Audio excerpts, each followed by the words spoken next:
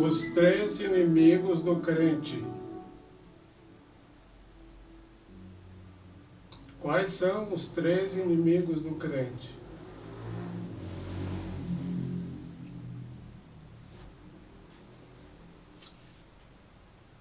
Vou falar para você, através deste vídeo, quais são os três inimigos do crente. Quero ler um texto em 1 Samuel, capítulo 17, do versos 36 e 37. Foi um diálogo de Davi falando com o rei Saul, quando ele estava se preparando para ir lutar com Golias. Davi disse o seguinte: teu servo matava tanto ao leão como ao urso, e este incircunciso filisteu será como um deles, porquanto afrontou os exércitos do Deus vivo.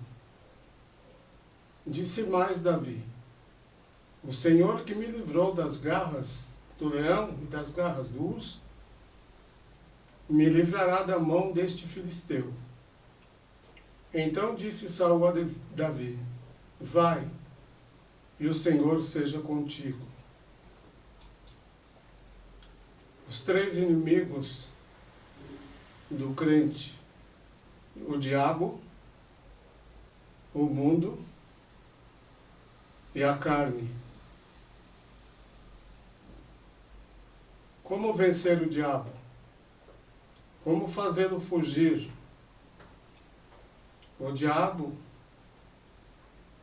que também é chamado de Satanás, acusador, adversário, para afastá-lo,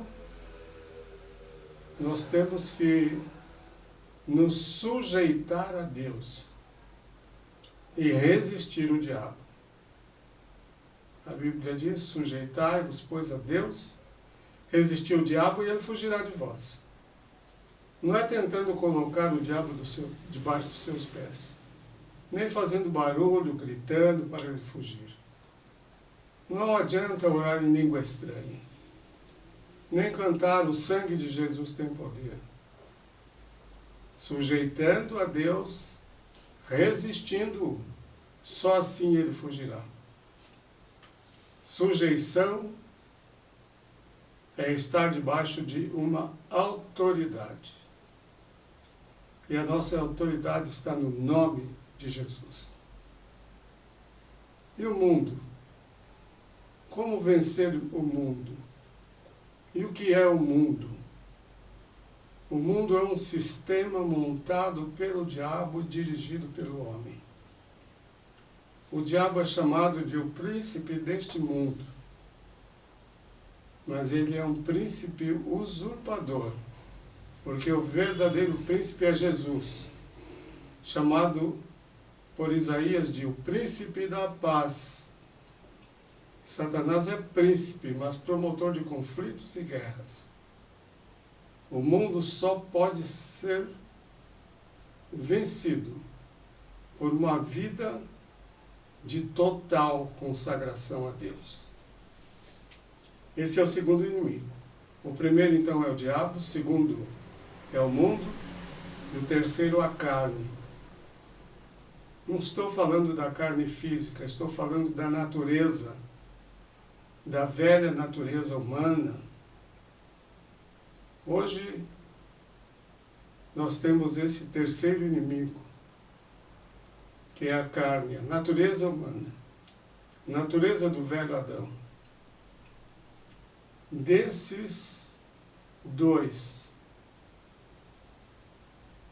inimigos.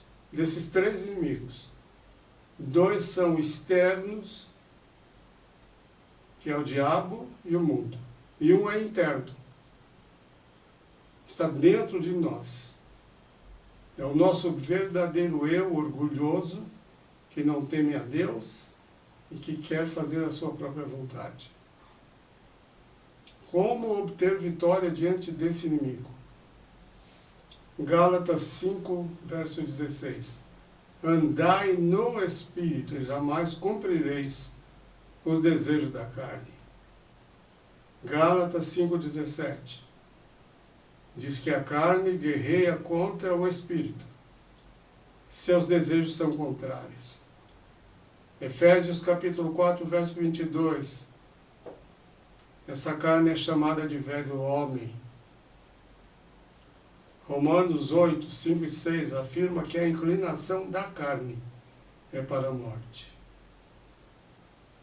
A carne representa o urso nas batalhas de Davi. A carne só pode ser vencida se ela não for alimentada. Se os desejos da carne não forem alimentados. Não alimente a ira, o ódio e os desejos errados da carne. O urso representa a carne. Ele opera nas emoções e nos sentimentos. É impossível deixar de ver, mas continuar vendo significa alimentar. Tudo que atiça um desejo pecaminoso deve ser evitado. Um assédio, uma mensagem carregada de más intenções, não dê cordas. Faça uma nova rota para não alimentar o seu urso. Você liga a TV, vai mudando de canal, cai numa cena pornográfica, mude, não volte. Não alimente o urso. Notem que a vitória sobre o urso, a carne, não vem pela oração. Você pode acabar de orar e o diabo põe uma tentação diante dos seus olhos. Tudo que lembra alguma coisa pecaminosa, tire de diante dos seus olhos.